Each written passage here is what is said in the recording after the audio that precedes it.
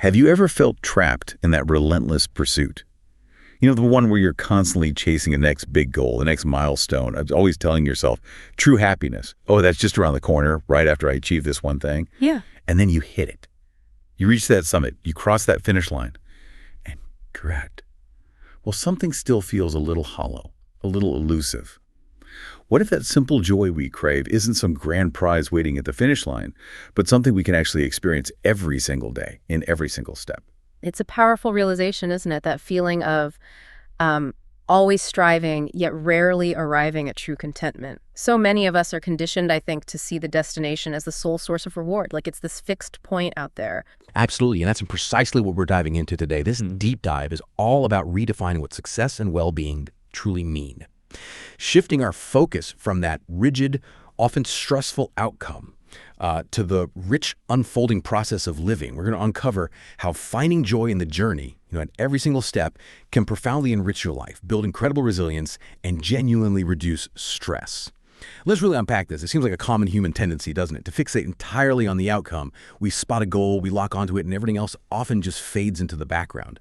And for many people, this intense fixation, well, it morphs into something we call perfectionism. But it's not always what people imagine, is it? Not at all. What's fascinating, and often misunderstood, I find, is that genuine perfectionism isn't really about striving for excellence. Excellence is healthy, right? It's a desire to do your best. Instead, the perfectionism trap, as you might call it, is fueled by fear, by self-doubt, and by totally impossible expectations. Think of it this way. Unchecked perfectionism isn't just about striving for more. It's about systematically eroding your well-being. It's like this silent saboteur constantly whispering you're never good enough. And that just leads to profound emotional exhaustion, this crushing sense of inadequacy. And the cost of that, wow, it's truly immense, isn't it? The research really highlights the devastating effects. It really does. When this kind of perfectionism takes hold, it shows up in so many detrimental ways. You see burnout because you constantly feel your work isn't good enough, no matter how much effort you pour in. You experience persistent low self-esteem from those, unrealistic expectations you set for yourself. It definitely spikes anxiety and can even lead to depression, where even minor mistakes feel overwhelming, catastrophic almost. It fosters what's called all or nothing thinking, seeing everything as either a total flawless success or a complete, utter failure. No healthy middle ground. This binary mindset creates immense stress. It drives procrastination because the task feels too daunting to ever do perfectly, and can even make you avoid new challenges altogether. Out of this paralyzing fear of judgment, it's a constant internal battle that just leaves you feeling profoundly depleted. That sounds so exhausting, a really self-defeating cycle. So for our listeners who might be nodding along right now, feeling that pressure, how do we even begin to break free? Is there a mindset shift that's, crucial here? There absolutely is. Yeah. This is where the idea of embracing progress over perfection comes in. It's not about lowering your standards, not at all, or settling for mediocrity. Instead, it's a fundamental shift towards focusing on consistent growth, on learning valuable lessons from mistakes, and on improving iteratively over time. It sounds simple, maybe, but it's a truly profound release. I appreciate that focus on done, but for some, that might feel like settling or maybe sacrificing quality. How do we distinguish good enough from, genuine mediocrity, especially when we're driven by excellence? That's a really insightful question, yeah. The power of good enough isn't about mediocrity. It's about valuing completion and forward movement over endless, often unproductive tweaking. Accepting that good enough is often more than enough releases a huge amount of pressure and, kind of paradoxically, often boosts productivity. When you're not paralyzed by chasing some impossible ideal, you actually get things done, and then you can iterate and refine later. It's about breaking that analysis paralysis. Right, so it's about momentum then, just moving forward, even when things aren't perfectly polished yet. Precisely. And building on that, think about the 80-20 rule, the Pareto principle. This principle suggests that roughly 80% of your desired results often come from just 20% of your efforts. So instead of obsessing over every minor detail that yields, diminishing returns, focus your energy on that crucial 20% that delivers the most significant impact. Like, if you're writing a report, getting the core arguments and data crystal clear might be your 20%. Not spending hours perfecting a font choice that honestly barely anyone will notice. This principle can save you so much wasted time and mental energy. Okay, that makes sense. Focus the effort. But what about that initial hurdle, just starting? Especially when you feel that fear of imperfection looming over you, whispering doubts. Yeah. That brings us to taking imperfect action, waiting for everything to be perfect before you act. Well, that almost guarantees that nothing gets done at all. The key is to start before you feel completely ready and, well, figure things out along the way. Think about someone learning, say, the guitar. They don't wait until they can play concerto perfectly to pick up the instrument, right? No, they start with a few chords, they make mistakes, they learn from them, and they gradually improve. This iterative approach, it builds confidence through small, achievable steps, which in turn significantly reduces stress and anxiety and, importantly, dramatically increases your motivation. It reframes failure not as a sign that you're not good enough, but as a natural and absolutely necessary stepping stone for growth. It's kind of like learning in public sometimes. So this progress over perfection idea isn't just a nice little mantra, is it? It's truly the first step in dismantling that endless chase we talked about right at the start. Okay, we've discussed the discipline of progress, those incremental wins, building confidence.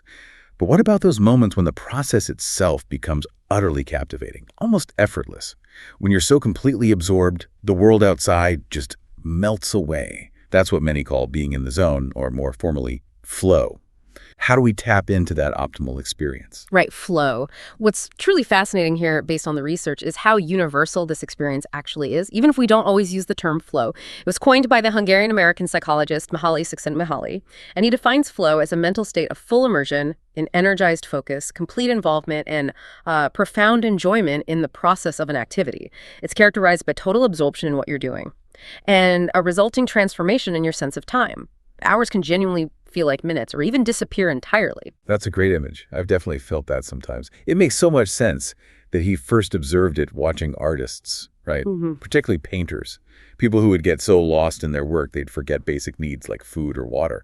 Utterly absorbed. Exactly. And Csikszentmihalyi identified 6 core factors that consistently make up a flow experience. First, there's intense and focused concentration on the present moment. Your attention is entirely on the task. Second, a merging of action and awareness you're doing and you're aware of doing, but it feels seamless, almost automatic. Third, a loss of reflective self-consciousness. You're not thinking about yourself or how you're perceived or worrying about what others think. That's incredibly freeing. So no second guessing, no worrying about external judgment while you're in flow. That sounds amazing. It is. Fourth, there's a strong sense of personal control or agency over the situation or activity. You feel competent and effective, like you're truly steering the ship. Fifth, a distortion of temporal experience time genuinely seems to fly, or maybe stand still. And finally, the activity itself is intrinsically rewarding. The term is autotelic, which means it's done purely for its own sake, for the sheer enjoyment of the process itself, not just for some external reward or outcome. Wow, so the activity itself becomes the destination in that moment. That's really powerful. And the core precondition for all of this, if I remember correctly, it's about a delicate balance, right? You're absolutely right. The critical precondition for flow is maintaining a balance between the perceived challenges of the activity and your perceived skills. Imagine it as a sweet spot, maybe, a kind of narrow channel you need to navigate.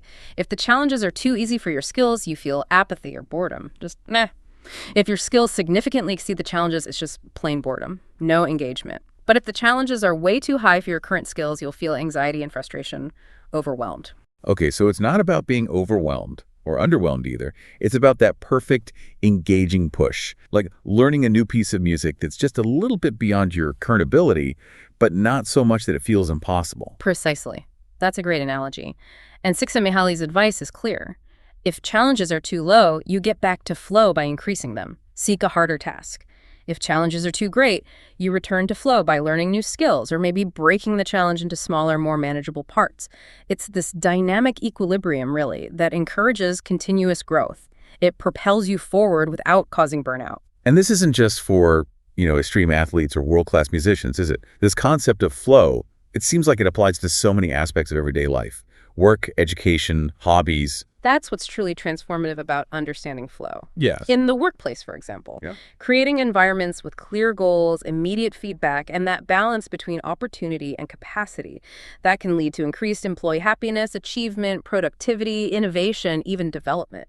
When employees are consistently able to enter flow states, they become more invested, more engaged, and the whole organization benefits from that deeper engagement and creativity. And for learning, especially in education. This sounds like it could be a real game changer. Oh, it really is. In education, flow fosters significantly increased student engagement, and we know engagement is a key determinant of learning success. If a student is fully absorbed and genuinely enjoying the process of learning, they are far more likely to retain information, grasp complex concepts, and achieve mastery. More generally, flow is really considered the optimal experience. It leads to high gratification and a deep sense of overall life satisfaction. It's about being so completely involved that the activity itself becomes its own profound reward, shifting the focus from the outcome to the inherent joy of just doing it. Okay, so from that intense focus of flow, let's gently shift gears a bit to a more accessible, maybe daily practice of finding joy. Something that's often overlooked, I think, in our pursuit of those grand achievements. As Jon Kabat-Zinn famously said, the little things, the little moments, they aren't little. I try to be a collector of those moments myself. That truly resonates, yeah. Our brains, however, are kind of hardwired with what's called a negativity bias. It's an old evolutionary survival mechanism, kept our ancestors safe, always scanning for threats. But in modern life, it means our nervous system can get stuck on high alert sometimes, which makes it difficult to consciously notice and appreciate the positive moments. It genuinely limits our ability to see and absorb the good that's actually all around us. Right. So if we're constantly scanning for threats, how do we retrain our brains to actually see the good, to spot those moments of simple joy? This is where the concept of glimmers comes in. It's a lovely term. These are micro moments that bring peace, joy, happiness, or hope. They serve as gentle cues of safety for our nervous system. They are those seemingly small, everyday moments that are often overlooked, but can bring immense joy and meaning when we just pause to notice them. Think about the warmth of the sun on your face during a morning walk, or the comforting smell of fresh coffee. Maybe a moment of genuine laughter shared with a friend over some silly joke, or just seeing loved ones genuinely enjoying each other's company. Once you start actively seeking these glimmers, you realize they are all around you, constantly, just waiting to be noticed. It's truly about shifting your perspective. That's incredible. So actively looking for these glimmers helps retrain the brain. It essentially rewires our perspective to prioritize and absorb the good stuff. It absolutely does, and this leads directly to the really powerful practice of gratitude. Gratitude is about consciously recognizing and appreciating what we have in the present moment, rather than fixating on what might be lacking. It's a transformative practice. It shifts your mindset and significantly increases your overall well-being. Research consistently shows that people who regularly practice gratitude experience greater happiness, improved relationships, better sleep, and significantly reduced stress and anxiety. It literally rewires your focus from scarcity to abundance, from what's missing to what is profoundly present right now. This sounds like a really comprehensive toolkit for cultivating daily joy and building resilience. What are some actionable ways our listeners can truly bring these concepts into their daily lives, like starting today? Okay, yeah, there are several simple yet profoundly effective steps. First, try gratitude journaling. At the end of each day, just write down maybe 3 specific things you're grateful for, no matter how small. This isn't about big life-changing events necessarily, but noticing the quiet joys, the comfortable chair you're sitting in, a good conversation you had, the taste of your lunch. This actively trains your brain to seek out the positive. Second, express gratitude to others. Make it a point to tell people you appreciate them. It strengthens relationships and spreads positivity, creates a kind of ripple effect. Third, when a glimmer occurs, savor the moment. Don't just notice it fleetingly. Pause and fully experience it. Feel the warmth of your tea. Really listen to a child's giggle. Truly absorb that meaningful smile from a stranger on the street. I can definitely imagine that. It almost slows down time in a way, doesn't it? It truly does. Fourth, create a moment. You don't always have to wait for joy to find you. Intentionally bring it into your day. Light a favorite candle. Play your favorite music for 5 minutes. Take a few moments to just deeply breathe and appreciate the stillness. Fifth, embrace mistakes. This is so critical for self-compassion and resilience. Reframe failures not as setbacks, but as stepping stones, as invaluable lessons. A powerful way to build self-compassion is to talk to yourself like a friend. You wouldn't call a friend a failure for a mistake, right? Or relentlessly criticize them. So don't be so hard on yourself. Treat yourself with that same kindness and understanding. That's a truly powerful mental shift, and one that definitely requires conscious effort, I imagine. Absolutely. And finally, remember that done is better than perfect. Focus on completing tasks to your forward rather than endlessly tweaking for some unattainable ideal.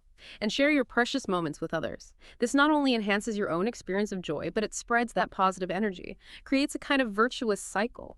These practices, they aren't just feel-good exercises. They actively foster resilience. They help you cope with stress, navigate challenges, and maintain hope and a sense of well-being even in difficult times. They strengthen your capacity to take in and really hold on to the good, no matter what else is going on. Wow. What an incredible deep dive this has been. It really brings home that core message, doesn't it? True joy, fulfillment, genuine resilience. They aren't solely found at some grand, distant destination.